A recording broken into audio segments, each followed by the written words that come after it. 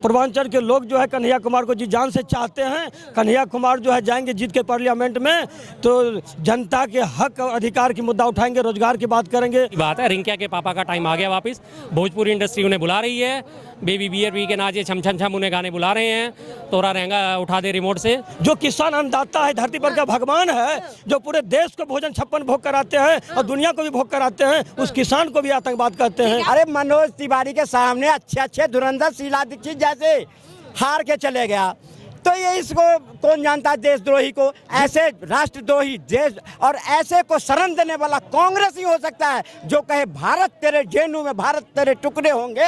Sir बोले कि जो 4 लाख वोट से बेगूसराय में हार क्या है। मनोज तिवारी भी 2009 में समाजवादी पार्टी से चुनाव लड़े थे, वो भी हारे थे। दूसरी बात है मनोज तिवारी को ये भी पता नहीं है कि राष्ट्रपति का चुनाव कैसे होता है। मनोज तिवारी आ रहा, मैं काला मुंह करूंगा, आप भी काला मुंह कर लेना, तैयार हो? अपनी राय रख ले। अरे तो भैया भारी मतों से जिता रहे हैं ना। मनोज तिवारी क्षेत्र में नहीं दिखते हैं। मनोज तिवारी सिर्फ पता नहीं कहाँ रहते हैं। जब कोई देख लेंगे कि कोई मुद्दा उछल रहा है तो कूद के आ जाएंगे, गिर जाएंगे नाले में और कहेंगे देखो भाई साहब मैं देश के लिए इतना मेहनत। जीतेगा इंडिया और नाचेगा इंडिया। 40 साल से मूर्ख, मैं भी मूर्ख था, देश की जनता मूर्ख थी जो कांग्रेस को वोट देती रही और कांग्रेस जाति धर्म में बांटता रहा और देश को लूटता रहा। अर्जुन को कौन डांस करेंगे? 4 जून को इंडिया गठबंधन के समर्थक डांस करेंगे। नहीं, ये मनोज तिवारी वाली सीट पे। मनोज तिवारी की सीट पे तो मनोज तिवारी जाके अपना बैठे होंगे, बजा रहे होंगे अपने ढोलक मंजीरे और वो रिंकिया के पापा गा रहे होंगे मैं हार गया मैं हार गया मैं हार गया। हो सकता है वो नया गाना कोई बना ले। अच्छा, आप रुकिएगा, सब क्या कहेंगे? देखिए कन्हैया कुमार जो है बेगूसराय से आते हैं, वे पहले CPI के नेता थे और JNU के प्रेसिडेंट भी रहे हैं विश्वविद्यालय के। बहुत दमदार लड़का है और 2019 में चुनाव लड़े थे बेगूसराय से, वहाँ से चुनाव हार गए। मनोज तिवारी भी 2009 में समाजवादी पार्टी से चुनाव लड़े थे, हार गए थे।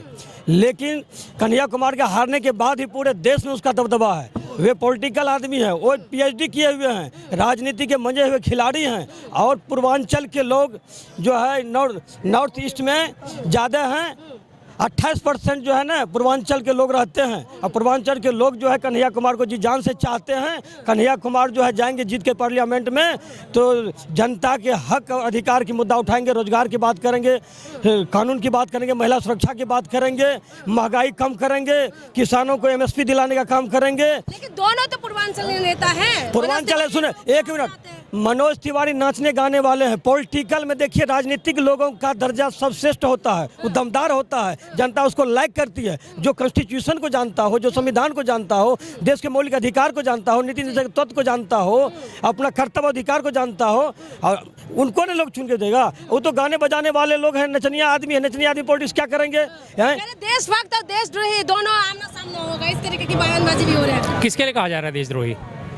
आप समझ लीजिए किसके लिए कहा। नहीं, मैं नहीं समझूंगा।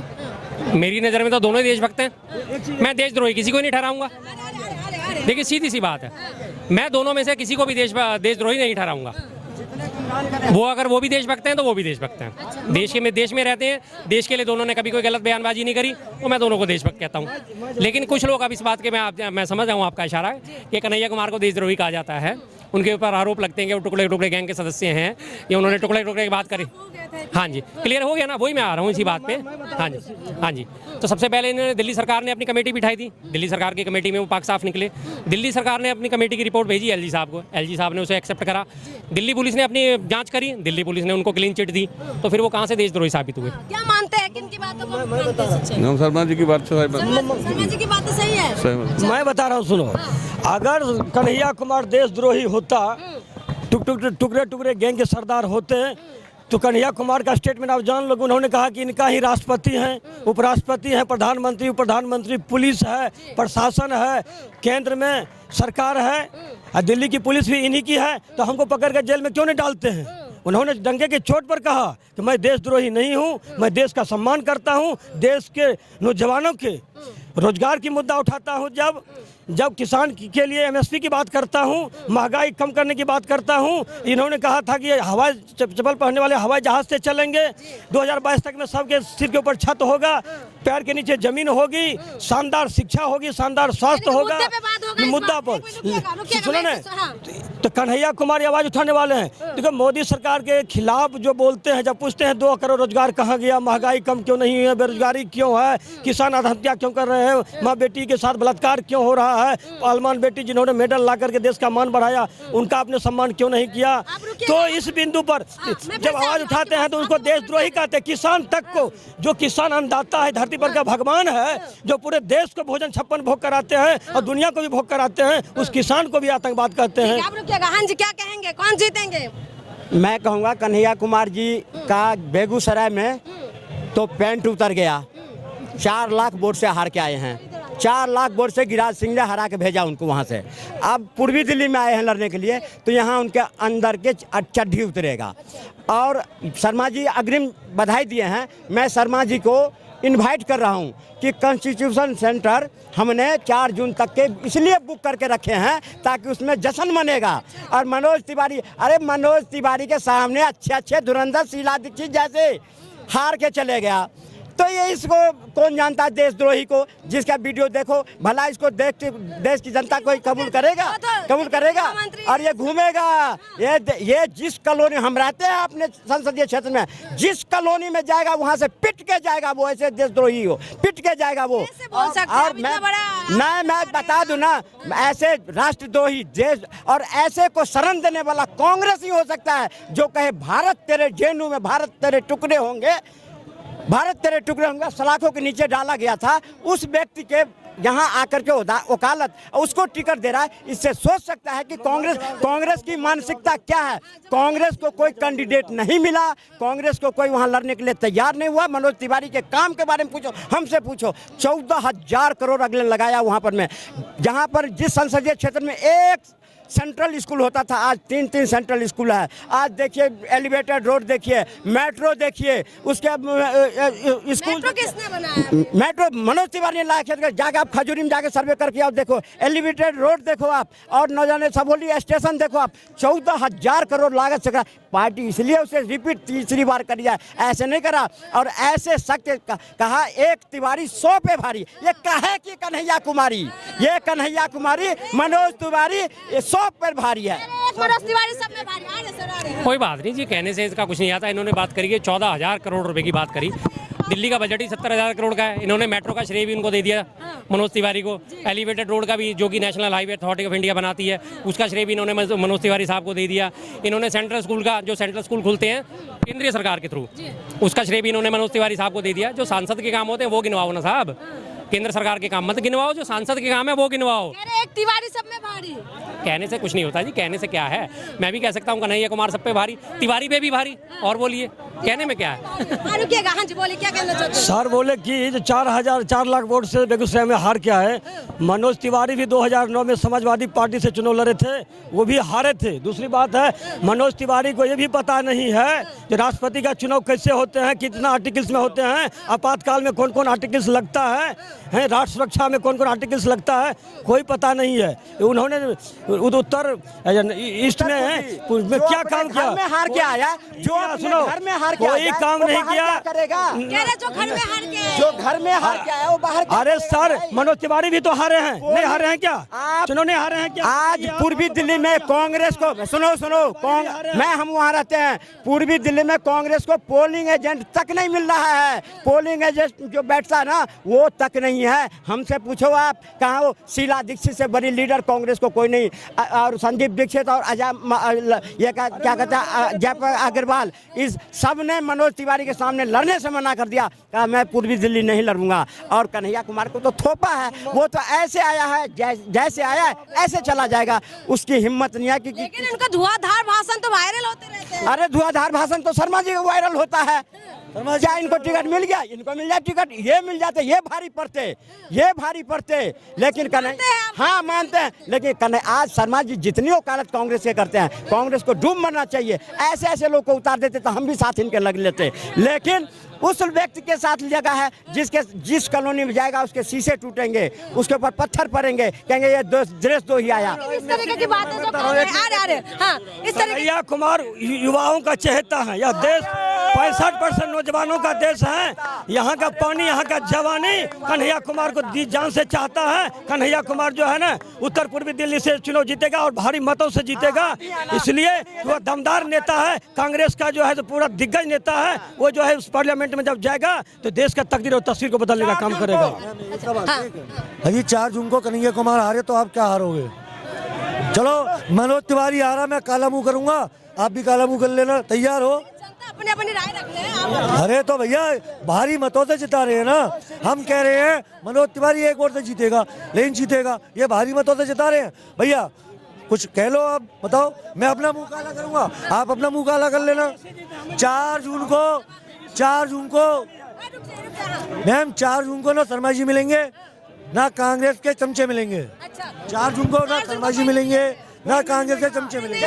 मैं जवाब देता हूँ। इस अभी जो है लहर चल रहा है, तो जो रोजगार लाएगा हम उनको लाएंगे, जो महंगाई कम करेगा हम उनको लाएंगे, जो किसान का आय 2 गुना करेगा उनको लाएंगे, जो MSP देगा उनको लाएंगे, जो 31 लाख सरकारी नौकरी देगा और नवसृजित पद करेगा, करोड़ों की संख्या में नौकरी देगा, हम उनको लाएंगे। तो एक कन्हैया कुमार इस सारे मुद्दे पर डट के मुकाबला कर रहे हैं, कांग्रेस के प्रतिनिधित्व कर रहे हैं। नौजवानों का आस्था है। आपका जवाब ले सर। आप भैया ने बोला, भैया को बोला है कि 4 जून को ना कांग्रेस मिलेंगे ना आप लोग मिलेंगे। देखिए जी, कांग्रेस भी मिलेगी, हम भी मिलेंगे, ऐसी कोई बात नहीं।